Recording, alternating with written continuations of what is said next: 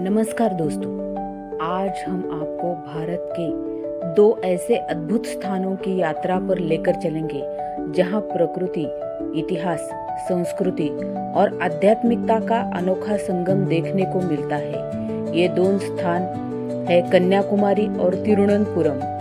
अगर आप दक्षिण भारत घूमने का सपना देखते हैं तो ये वीडियो आपके लिए पूरी गाइड साबित होगा।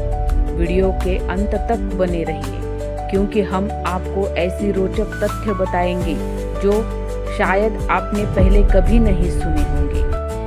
कन्याकुमारी कहाँ स्थित है? कन्याकुमारी भारत के सबसे दक्षिणी छोर पर स्थित तमिलनाडु राज्य का एक प्रसिद्ध शहर है। यह वह स्थान है जहाँ अरब सागर, बंगाल की खाड़ी और हिंद महासागर तीनों समुद्र मिलते हैं। इसी कारण इसे त्रिवेणी संगम भी कहा जाता है। यहाँ सूर्योदय और सूर्यास्त का दृश्य इतना मनमोहक होता है कि हर वर्ष लाखों पर्यटक केवल इसे देखने आते हैं। अब जानेंगे कन्याकुमारी का इतिहास। प्राचीन समय में कन्याकुमारी को केप कोमोरिन कहा जाता था। पौराणिक कथाओं के अनुसार यहाँ देवी पार्वती ने भगवान शिव को पति रूप में पाने के लिए कठोर तपस्या की थी। इसलिए यहाँ स्थिति कन्याकुमारी अम्मन मंदिर का विशेष धार्मिक महत्व है। यह मंदिर लगभग 2000 वर्ष पुराना माना जाता है और भारत के प्रमुख शक्तिपीठों में से एक माना जाता है। विवेकानंद रॉक मेमोरियल कन्याकुमारी का सबसे प्रसिद्ध आकर्षक विवेकानंद रॉक मेमोरियल है। मान्यता है कि स्वामी विवेकानंद ने वर्ष 1892 में इस चट्टान पर बैठकर 3 दिन का ध्यान किया था। इसके बाद उन्होंने भारत भ्रमण और विश्व धर्म सम्मेलन में भाग लेने का निर्णय लिया। आज यह स्मारक भारतीय संस्कृति और आध्यात्मिकता का प्रतीक है। तिरुवल्लुवर प्रतिमा विवेकानंद स्मारक के पास ही लगभग 133 फीट ऊंची तिरुवल्लुवर की विशाल प्रतिमा स्थित है। तिरुवल्लुवर तमिल भाषा में महान कवि और दार्शनिक थे। उनकी प्रसिद्ध पुस्तक तिरुकुरल आज भी नैतिक जीवन को महत्वपूर्ण ग्रंथ मानी जाती है। कन्याकुमारी बीच कन्याकुमारी का समुद्र तट अपनी रंग बिरंगी रेत और विशाल लहरों के लिए प्रसिद्ध है। यहाँ सुबह का सूर्योदय और शाम का सूर्यास्त देखने के लिए हजारों लोग एकत्र होते हैं। पूर्णिमा के समय सूर्यास्त और चंद्रमा का उदय एक साथ दिखाई देना यहाँ का सबसे अनोखा दृश्य माना जाता है। गांधी स्मारक महात्मा गांधी की अस्थियां विसर्जित करने से पहले कुछ समय के लिए यहाँ रखी गई थी। उसी स्थान पर आज गांधी स्मारक बना हुआ है।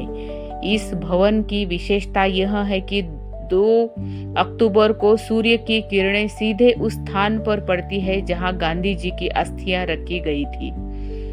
कन्याकुमारी का भोजन यहाँ आपको दक्षिण भारतीय व्यंजनों का असली स्वाद मिलेगा। इडली, डोसा, सांबार, अप्पम, पुट्टू, नारियल की चटनी, केले के चिप्स, समुद्री भोजन और फिल्टर कॉफी यहाँ की विशेष पहचान है। कन्याकुमारी में शंख, शिम्प, नारियल से बने हस्तशिल्प, मसाले, हाथ से बनावटी सजावटी वस्तुएं और स्थानीय स्मृति चिन्ह पर्यटकों को बहुत आकर्षित करते हैं। अब चलते हैं तिरुवनंतपुरम।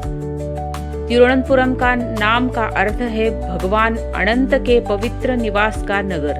भगवान विष्णु यहाँ अनंत शेषनाग पर शयन मुद्रा में विराजमान है। श्री पद्मनाभ स्वामी मंदिर पद्मनाभपुरम का प्रसिद्ध मंदिर आकर्षक है। श्री पद्मनाभ स्वामी मंदिर यह मंदिर भगवान विष्णु को समर्पित है और इसकी वास्तुकला अद्भुत है। यह मंदिर दुनिया के सबसे धनी मंदिरों में से गिना जाता है। यहाँ की गुप्त तहखानों में अत्यंत मूल्यवान प्राचीन खजाने मिले हैं, जिनमें सोना, हीरे, रत्न और प्राचीन आभूषण मिले हैं। आज भी इस मंदिर की एक रहस्यमय तहखाना चर्चा का विषय बना हुआ है। यदि आपको इतिहास और कला पसंद है तो नेपियर संग्रहालय अवश्य देखिए। यहाँ प्राचीन मूर्तियां, कांस्य प्रतिमाएं, हथियार, संगीत, वाद्य यंत्र और दक्षिण भारत की समृद्ध संस्कृति से जुड़ी अनेक दुर्लभ वस्तुएं सुरक्षित रखी गई है। चित्रा आर्ट गैलरी, यह प्रसिद्ध चित्रकार राजा रवि वर्मा की दुर्लभ पेंटिंग्स देखने को मिलते हैं। भारतीय कला प्रेमियों के लिए यह स्थान किसी खजाने से कम नहीं है। तिरुवनंतपुरम में कुछ दूरी पर स्थित कोवलम बीच विश्व प्रसिद्ध समुद्र तट है। सुनहरी रेत, नीले समुद्र, लाइट हाउस और रोमांचक वाटर स्पोर्ट इसे पर्यटकों की पहली पसंद बनाते हैं। केरल की पूरी दुनिया में आयुर्वेद के लिए प्रसिद्ध है। तिरुवनंतपुरम में भी अनेक आयुर्वेदिक उपचार केंद्र है, जहां प्राकृतिक चिकित्सा, पंचकर्म और मसाज के लिए लोग विदेश से भी आते हैं। यहाँ के पत्ते पर परोसा जाने वाला पारंपरिक भोजन विशेष आकर्षक है। पुट्टू, कडला, करी, मलबार, पोरट्टा, अवलिया, इडियप्पम, पायसम और नारियल आधारित अनेक व्यंजन यहाँ के प्रसिद्ध स्वाद है। केरल की कथकली, मोहिनीअट्टम, कलरीपुट्टू और मंदिर उत्सव तिरुवनंतपुरम की सांस्कृतिक पहचान है। यहाँ के लोग अपनी पारंपरिक और स्वच्छता के लिए जाने जाते हैं। अक्टूबर से मार्च तक का समय यात्रा के लिए सबसे अच्छा माना जाता है। इस दौरान मौसम सुहावना रहता है और घूमने का आनंद कई गुना बढ़ जाता है। यदि आप हवाई यात्रा करना चाहते हैं तो तिरुवनंतपुरम अंतर्राष्ट्रीय हवाई अड्डे सबसे सुविधाजनक है। रेल मार्ग से कन्याकुमारी और तिरुवनंतपुरम दोनों भारत के प्रमुख शहरों से जुड़े हुए हैं।